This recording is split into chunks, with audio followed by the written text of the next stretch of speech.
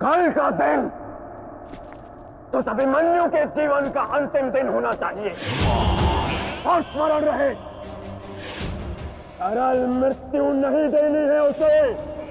मृत्यु आने की पीड़ा का आभास कराना है, और जब तक वो भूमि पर रेंगता हुआ दया की भीख ना मांगे, मृत्यु नहीं आनी चाहिए उसे। वो मृत्यु मांगेगा और मैं हर पल उसे मृत्यु और जीवन के बीच में झुलाऊंगा मैं उसे। असंभव युवराज, जब तक युद्ध भूमि में पांडव उपस्थित हैं तब तक अभिमन्यु तक पहुंचना असंभव होगा। वैसे कोई ने ज्ञात होगा कि आज आपके साथ जो हुआ उसका प्रतिशोध आप अवश्य लेंगे। इसी कारण अभिमन्यु तक पहुंचना इतना सरल नहीं होगा। युद्ध शेष रहे या न रहे, उस अभिमन्यु के प्राण शेष नहीं रहने चाहिए आचार्य। आप सेनापति हैं, तीरगत के वीर नरेश शर्मा, मध्य नरेश सैन्य, अश्वत्थाम अंगराज, इतने वीरों के होते हुए भी क्या एक बालक को बंदी बनाया नहीं जा सकता? तुम्हारे प्रतिशोध के लिए केवल कुशल योद्धाओं की नहीं, बल्कि एक उत्तम योजना की आवश्यकता है मेरे होने वाले सम्राट। हमारी सफलता एक उत्तम योजना में छिपी है।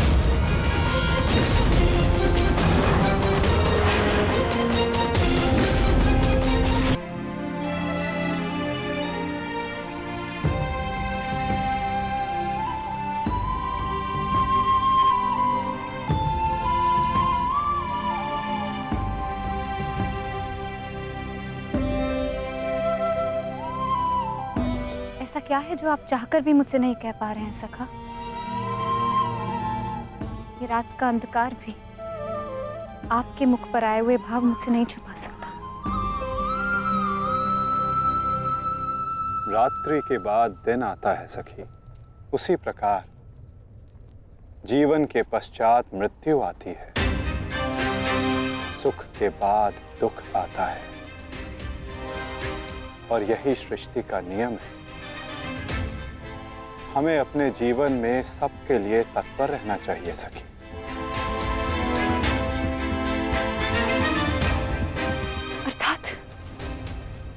अर्थात जो मेरा भय है, क्या वो सच होने वाला है माधव? क्या कल पांडवों के साथ कुछ अनिष्ट होने वाला है?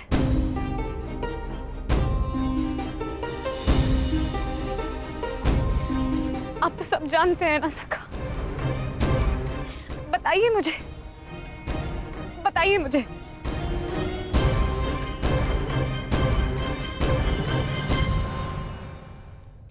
कभी कभी भविष्य का ज्ञान होना भी दुख का कारण बन सकता है सखी।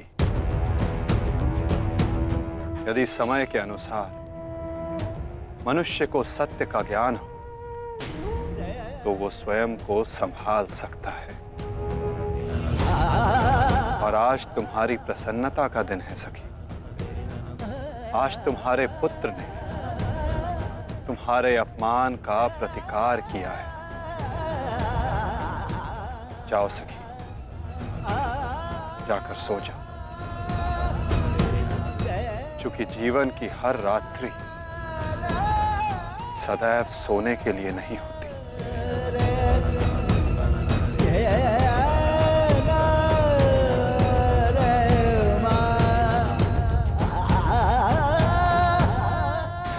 तब तक सो नहीं पाऊंगा जब तक मेरा प्रतिशोध पूर्ण ना हो जाए आचार्य। प्रतिशोध की आग में कोई और भी जल रहा है। युवराज दुर्योधन,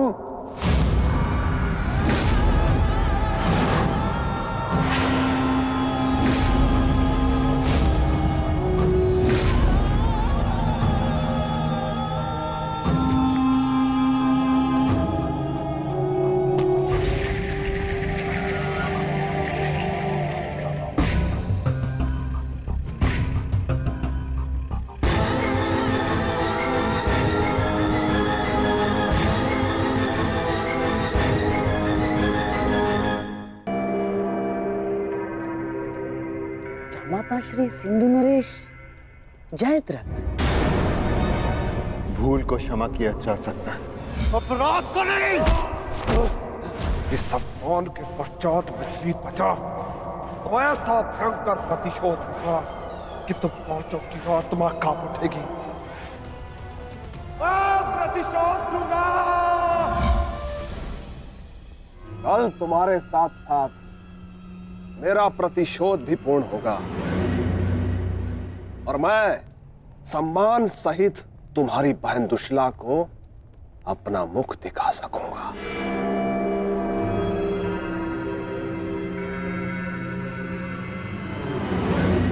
इतने समय आप कहाँ थे सिंधु नरेश?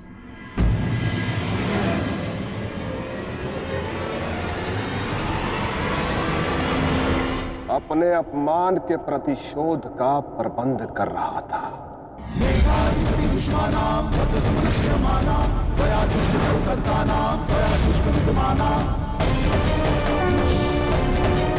पुत्र जयद्रथ,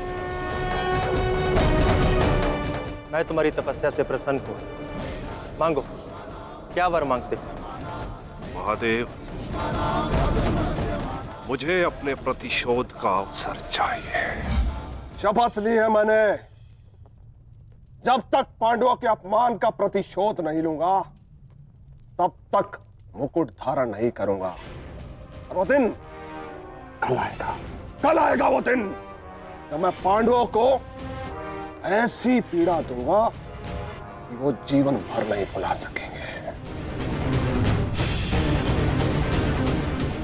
महादेव का आशीर्वाद है मेरे साथ और मैं तुम्हारे साथ युवराज, तुम्हारी योजना और मेरा प्रतिशोध दोनों कल सफल होंगे।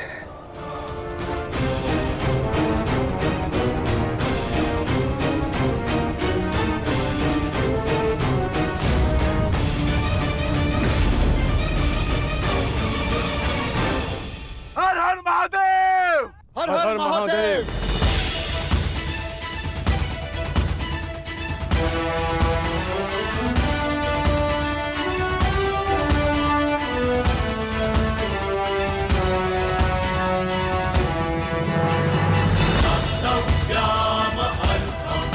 सर्वोत्तम वनपुत्र,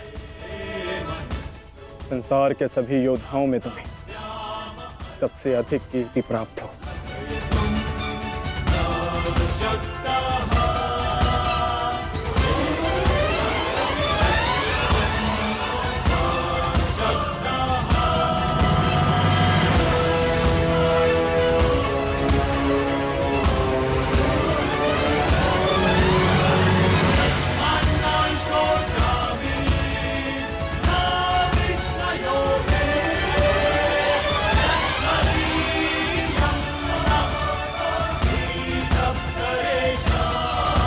आशीर्वाद दीजिए मामा श्री कि मैं विजय श्री प्राप्त कर लूं।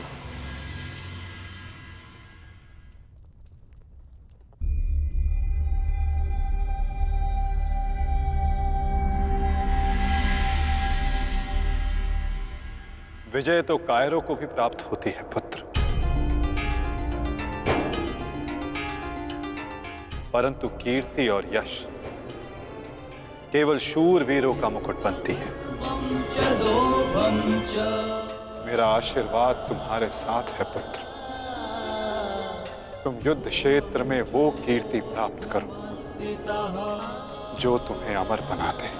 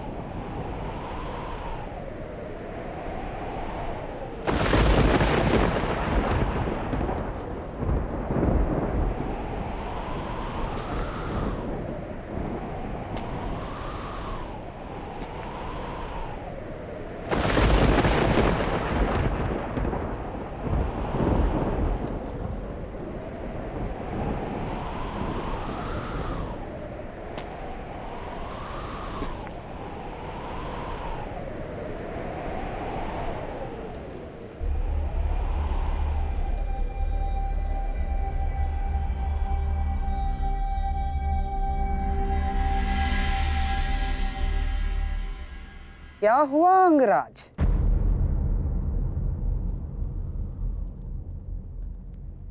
सूर्यदेव से आप ये प्रार्थना तो नहीं कर रहे हैं कि वो उदित ही ना हो?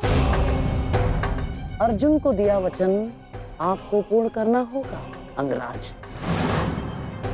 सूर्यास्त का बहाना बनाकर कहीं आज भी शत्रु को जीवित छोड़ देने का मन तो नहीं बना लिया आपने?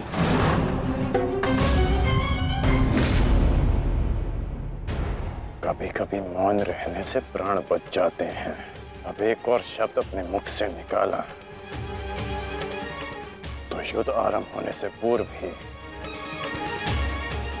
शत्रु से पहले मैं अपने पक्ष के किसी योद्धा का वध कर दूंगा।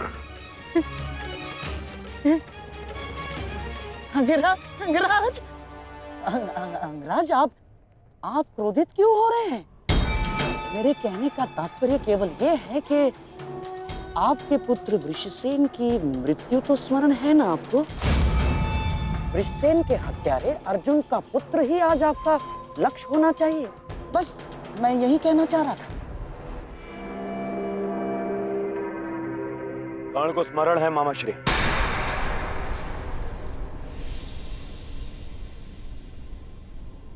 और मुझे भी।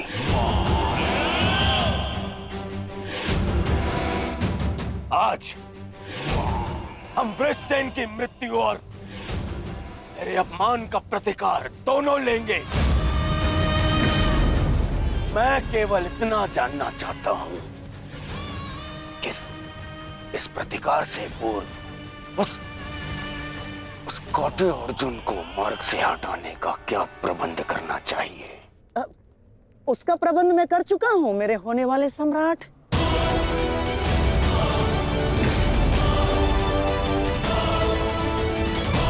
महाराज, त्रिगत नरेश सुशर्मा अवसर का लाभ उठाने के लिए एक विशाल सेना के साथ विराट पर आक्रमण करने जा रहे हैं। विराट नगर को सहायता की आवश्यकता है। शीघ्र कुछ कीजिए। मुझे शीघ्र ही विराट प्रस्थान करना होगा। किंतु महाराज, इतने कम समय में आपका विराट पहुंचना असंभव है। केवल वासुदेव में ही वो क्षमता है जो वायु गति से रथ चलाकर अर्जुन के साथ वहां पहुंचे। हमें आपकी सेना की आवश्यकता है और अर्जुन अकेला ही उन सब के लिए पर्याप्त है। किंतु अर्जुन की अधिक आवश्यकता यह रणभूमि में। परंतु महाराज, आप वहां बहुत से परिवार, स्त्री और बालक संकट में। एक समय था जब विराट राज ने हमें अज्ञातवास में शरण दी थी। आज वो समय आ गया है कि हम उसका ऋण चुका सकें।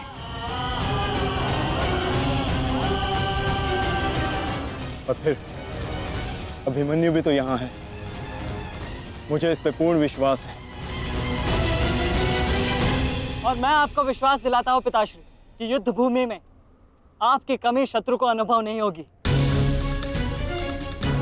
जब आप सुशर्मा का नाश करेंगे तो आपके पुत्र की शौर्य की कीर्ति आपका स्वागत करेगी। चलिए माता, विराट की ओर प्रस्थान करें। जैसी रथी की इच्छा और जैसी महारथी की आकांक्षा।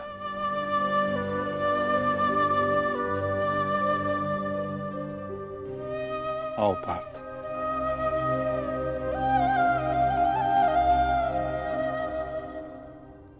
बधाई हो मेरे होने वाले सम्राट। अर्जुन रणभूमि छोड़कर विराट के लिए प्रस्थान कर चुका है।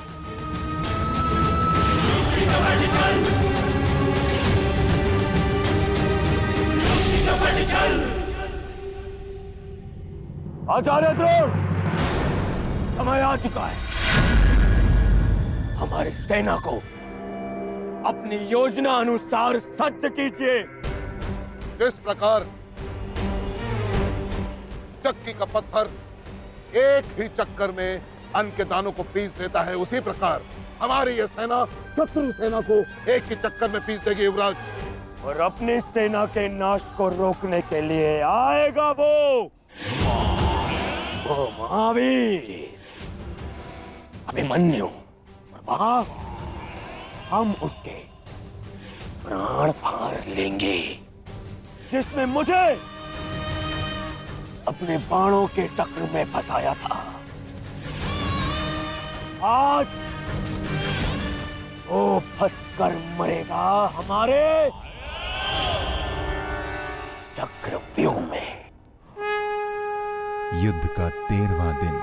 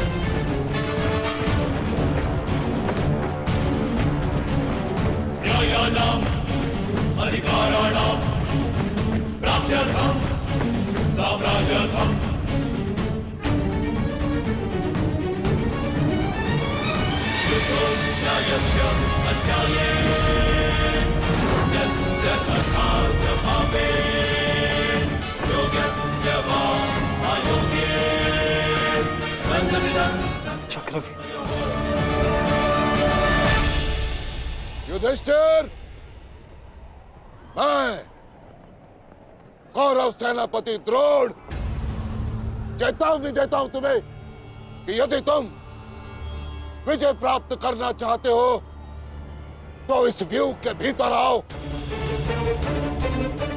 और यदि तुम इस व्यूह को तोड़ने में सक्षम रहे तो हम अपनी पराजय स्वीकार कर लेंगे, और यदि नहीं तो तुम अपनी हार स्वीकार कर लेना। सुना तुमने?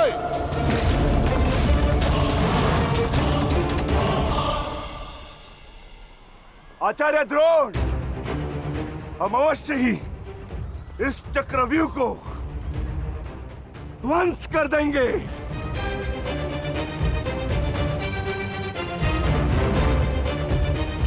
यह संभव है। चक्रव्यूह युद्ध का सबसे कठिन और सबसे विनाशकारी व्यूह है। इसका हल केवल अर्जुन के पास है। यह आचार्य द्रोण की योजना थी, इसीलिए अर्जुन को युद्ध भूमि से दूर किया गया।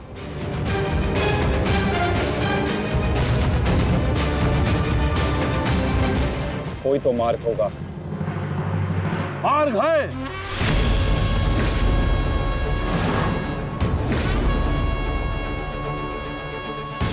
मैंने भी उसी आचार्य भारद्वाज से चक्रव्यूह भेदन सीखा है, जिस आचार्य भारद्वाज से उस द्रोण ने चक्रव्यूह की रचना सीखी।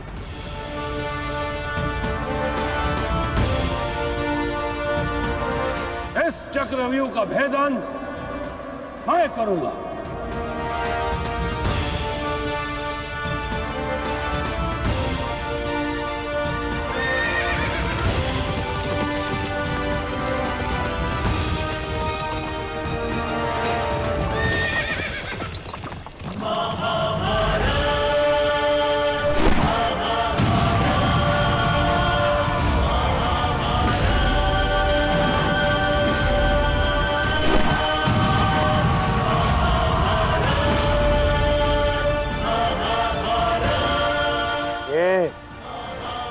क्या है आचार्य? पांचाल नरेश द्रुपद तो इस व्यूह को तिनके की तरह तोड़ते हुए आगे बढ़ रहे हैं। भूल गया मेघराज कि मैंने और इसी द्रुपद ने मेरे पिताश्री के आश्रम में इस चक्रव्यूह का अभ्यास किया था। हाँ तो अपने मित्र को रोकने के लिए कोई अस्त्र, कोई शस्त्र है आपके पास? अब तो केवल एक ही अस्त्र है और एक ही शस्त्र, दुर्योधन। जयद्रथ!